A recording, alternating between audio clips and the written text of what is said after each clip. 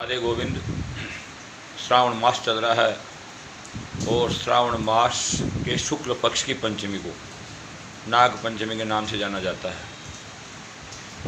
कल 29 जुलाई 2025 को ये नाग पंचमी का त्यौहार है। अपनी भारतीय संस्कृति के अंदर पशुओं में, पक्षियों में, यहाँ तक कि पेड़ पौधों में भी देवत्व देखा गया है और देव रूप में मानकर उनकी समय समय पर पूजा की जाती है। उसी प्रकार अपने भारतीय संस्कृति के अंदर नागों का बहुत बड़ा उल्लेख है और इनका काफ़ी अच्छा वर्णन शास्त्रों में, पुराणों में देखने को मिलता है। यहाँ तक कि भगवान विष्णु जो है उनकी सैया की शोभा भी शेष नाग बढ़ाते हैं और भगवान शिव ने वासुकी नाग को अपने गले में धारण कर रखा है।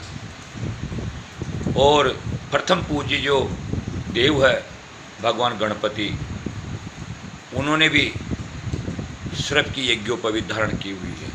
नाग यज्ञोपवीतम बताया गया है, यानी सर्प को यज्ञोपवीत की तरह वो धारण करते हैं। और इन नागों की जो उत्पत्ति है वो महर्षि कश्यप और कद्रु के द्वारा बताई गई है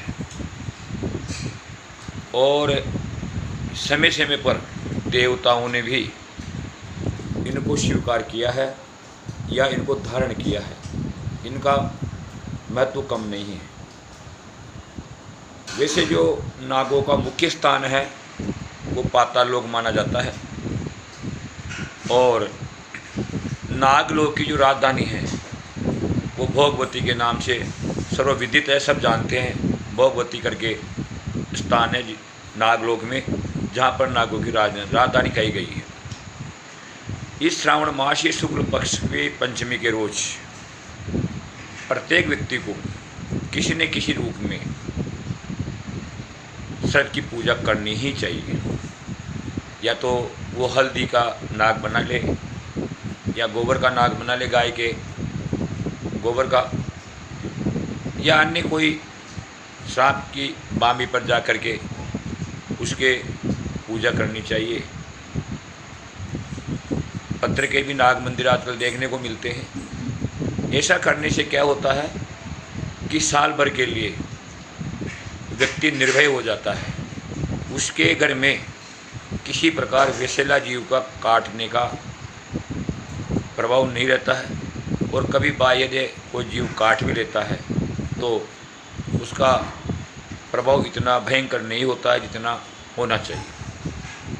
और अपनी जो कल्चर है, संस्कृति है, उसको दूसरी पीढ़ी तक पहुंचाने के लिए भी कल्प नाग पंचमी को नाग की पूजा करना विशेष आवश्यक है। क्योंकि संस्कृति का कभी दमन नहीं करना चाहिए, संस्कृति की हत्या कभी भी नहीं करनी चाहिए। जो आज अपन नहीं करेंगे तो अपने पीछे वाले उसको कैसे जानेंगे। अतः कल प्रत्येक घर के अंदर किसी न किसी भी रूप में, किसी भी तरीके से नागों की पूजा अवश्य करनी चाहिए। जय राधे गोविंद। मैं आप सबसे लोगों से ये अभिलाषा रखता हूँ।